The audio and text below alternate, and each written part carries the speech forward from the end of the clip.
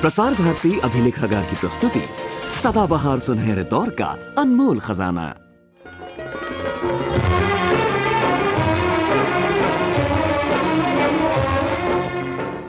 Junior Amitabh Bachchan. बचपन में तो ये सुनना और कहलवाना बहुत अच्छा लगता होगा, लेकिन आज तो आप खुद नौजवान हैं, हीरो हैं, मयूर के नाम से जाने जाते हैं, पहचाने जाते हैं। ऐसी हालत में जब जूनियर अमिताभ लोग आपको कहते हैं तो कैसा लगता है, अच्छा या बुरा? बहुत अच्छा लगता था बसुम जी। ये तो एक कॉम्प्लीमेंट है कि लोग आज भी जूनियर अमिताभ कहते हैं। आप ही बताइए कौन अमिताभ नहीं बनना चाहता। लेकिन इसके साथ साथ मुझे ज़्यादा खुशी तब होगी कि लोग मुझे अपने नाम से जाने, एक अपनी पहचान हो। और आप तो जानती हैं पहचान बनाने में वक्त लगता है। मैंने जितनी भी फिल्में की अमिताभ जी के बचपन की, उसमें क्योंकि उनका बचपन किया तो उनके जैसे चलना, उस तरह बात करना, क्योंकि बड़े होके जवानी लगनी चाहिए कि ऐसी यही बच्चा बड़ा होके जवान हुआ है, इसलिए लोगों के दिमाग में कोई ऐसी चीज़ आ गई कि ये अमिताभ है, कोई एंग्री लुक या किसी तरह का बोलना या चलना। इसलिए वो बात दिमाग में होने से अभी तक लोग जूनियर अमिताभ बच्चन के नाम से मुझे पुकारते हैं। ठीक है, जब तक बुलाते हैं अच्छा लगता है, लेकिन अपनी पहचान जब बनेगी तो उसका मजा कुछ और होगा। वाह। अच्छा मयूर, मुझे ये बताइए कि अक्सर ये देखने में आया है कि जो बाल कलाकार, चाइल्ड आर्टिस्ट होते हैं, जिन्हें बचपन में ही बेपनाह शोहरत मिल जाती है, बड़े होने के बाद वो उतने कामयाब नहीं हो पाते। जी हाँ, बिल्कुल ठीक कहा आपने। ये आप मुझे हिंट कर रही हैं? तुम्हें भी, अपने आप को भी। अच्छा, तो और बहुतों को भी। तो मैं पहले आपको इन जनरल बता देता हूँ, हाँ। और उसके बाद मैं अपने बारे में बात करता हूँ। देखिए, जितने भी चाइल्ड स्टार्स हुए हैं वो उस उम्र में चाइल्ड एक्टर बने हैं जो बहुत ही कम है। कोई 4 साल की उम्र में आया, कोई 7 साल की उम्र में आया। और अब देखिए, मेरे एक्टिंग कैरियर की शुरुआत एज अ चाइल्ड स्टार शुरू हुई जब मैं 11 साल का था। तो कोई बहुत छोटी उम्र से मैंने शुरू नहीं किया। और जो मैंने रोल्स भी किए हैं वो कोई ऐसे रोल नहीं थे कि पापा मैं आ गया, मम्मी चॉकलेट ले आओ।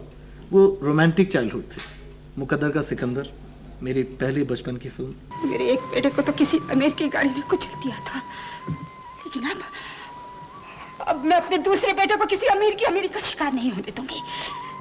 इसमें मुझे मेम साहब से प्यार हो जाता है, जो कि छोटी राखी। रोमांटिक बचपन हो गया।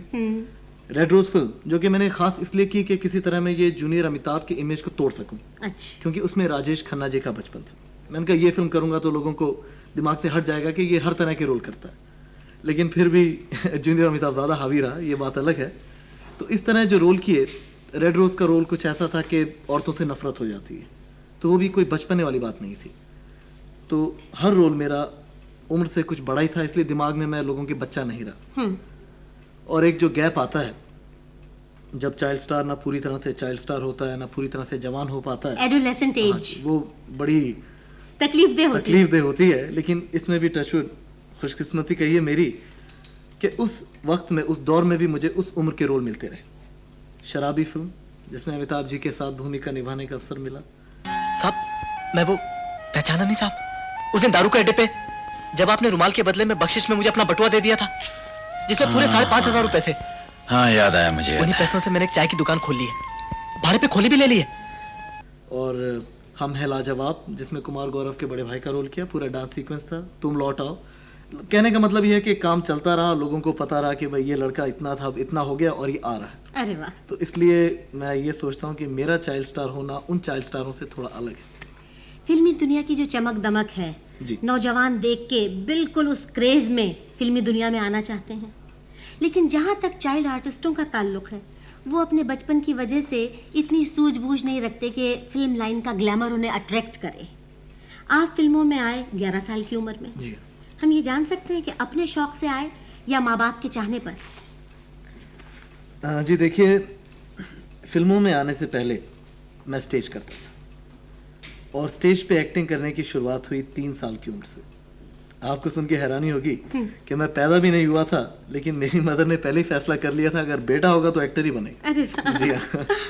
तो इस तरह, क्योंकि वो खुद राइटर डायरेक्टर हैं और स्टेज पे एक्ट करती हैं, उन्होंने प्लेस किए हैं। जो मेरी मदर है स्नेहलता वर्मा, वो राइटर होने का एडवांटेज ये हो गया मेरे लिए कि वो अपने हर प्ले में मेरी एज का रोल लिख देती थी कि किसी तरह ये स्टेज पे आ जाए।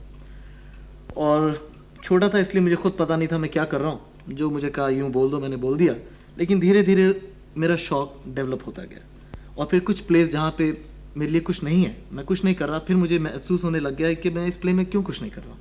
एक शौक अपने आप पैदा हुआ और इस तरह 3 साल की उम्र में स्टेज, 5 साल की उम्र में टेलीविज़न, जहाँ आज आपके साथ बैठा हुआ हूँ, और 11 साल की उम्र में फिल्मों में आना हुआ। लेकिन जैसा कि आपने कहा कि फिल्मों में आने की वजह इसलिए नहीं कि मुझे ज़बरदस्ती कहा गया कि भाई तुम्हें फिल्म में काम करना है, बल्कि मेरा अपना शौक है, जो फिल्म दो अनजाने देखकर हुआ। कैसे? दिल्ली में ट्रायल शो था, क्योंकि प्रीव्यू प्रेस कॉन्फ्रेंस थी तो प्रेस के लिए शो रखा गया।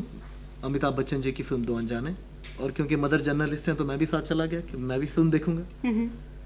और उस फिल्म में मैंने जब देखा कि अमिताभ बच्चन जी के साथ एक छोटा सा लड़का जो उनके बेटे का रोल कर रहा है, अच्छा। तो मेरे दिल में हुआ कि ये रोल तो मुझे करना चाहिए था। और फिर मैंने अपनी मम्मी को कहा कि भाई इस तरह अगर ये इतना अच्छा ये लड़के ने रोल किया, अमिताभ जी के साथ काम किया, बेटा बनाया, क्या मैं फिल्मों में काम नहीं कर सकता? बस ये कहना था कि बोरे या बिस्तर बंद और पहुंच गए बॉम्बे। वाह। तो ये अपने शौक की बात है। शौक ना हो आदमी में तो कितना भी कोई कुछ कर ले, मार के तो किसी को एक्टर बनाया नहीं जा सकता। बिल्कुल दुरुस्त कहा।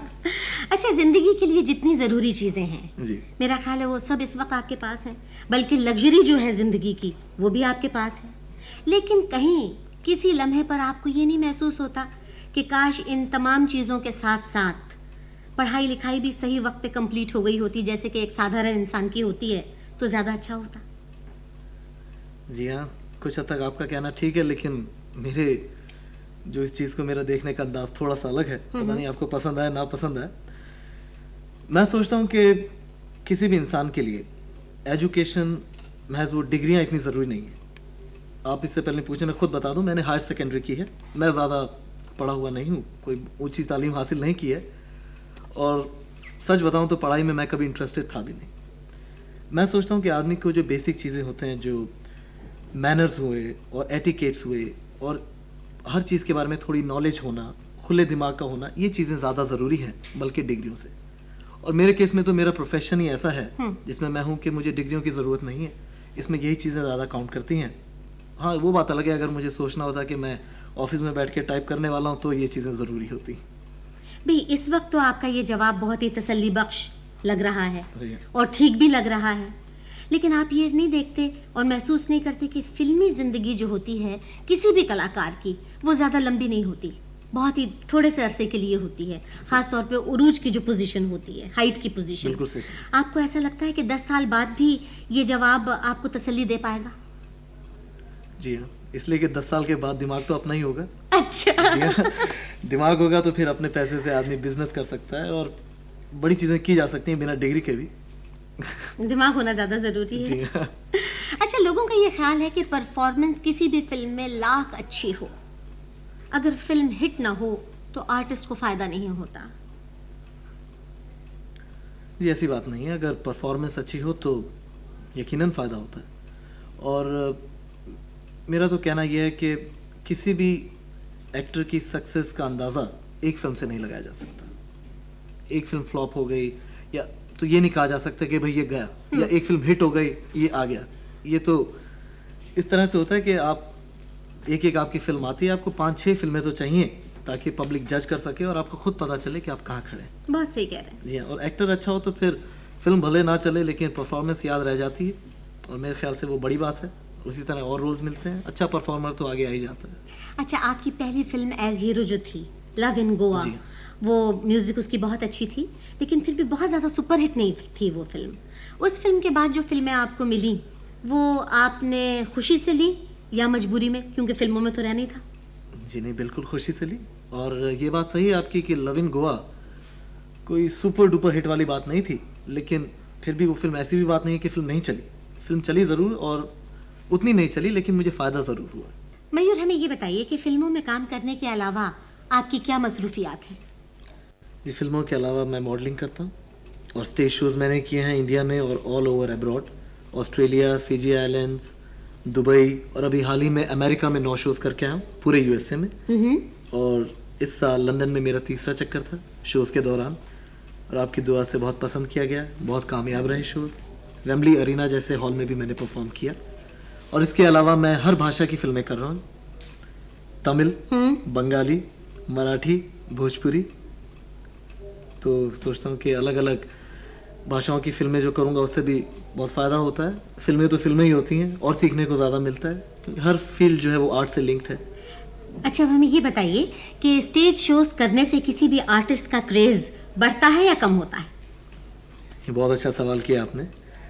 इसका जवाब तो ये है तबस्सुम जी कि अगर आर्टिस्ट, फिल्म आर्टिस्ट उतना ही अच्छा स्टेज परफॉर्मर हो तो बहुत फ़र्क पड़ता है। लेकिन अगर वो स्टेज पे अच्छा परफॉर्मर नहीं है तो बड़ा उल्टा पड़ जाता है। अच्छा। जी हाँ, बहुत ही नेगेटिव इमेज जो है वो अच्छा होने की बजाय और बिगड़ जाता है। जी हाँ, क्योंकि आज इतने स्टेज शोज होने लग गए हैं बाहर और यहाँ पे भी। लोग कहते हैं आप कितने बड़े फिल्म एक्टर स्क्रीन पे क्यों ना हो, लेकिन जब आप स्टेज पे आते हैं तो आज वो ज़माना है कि सिर्फ नमस्ते कह के जाने नहीं देते। कुछ करना ज़रूरी होता है और कुछ अच्छा करना। अच्छा, जैसा कि अभी आपने कहा कि आप मॉडलिंग भी कर रहे हैं, फिल्मों में भी काम कर रहे हैं, स्टेज शोज भी कर रहे हैं, रीजनल फिल्में भी कर रहे हैं, आपको ऐसा नहीं लगता कि अगर कोई एक फील्ड पकड़ के आप चलें तो ज़्यादा कामयाबी मिल सकती है? जी देखिए, जो अलग अलग फील्ड मैंने पकड़ी हुई हैं, मॉडलिंग हुई या सीरियल्स हुए, फिल्म, स्टेज शो, ये सब आर्ट से कनेक्टेड है। इनका आपस में कहीं ना कोई कनेक्शन तो ज़रूर है।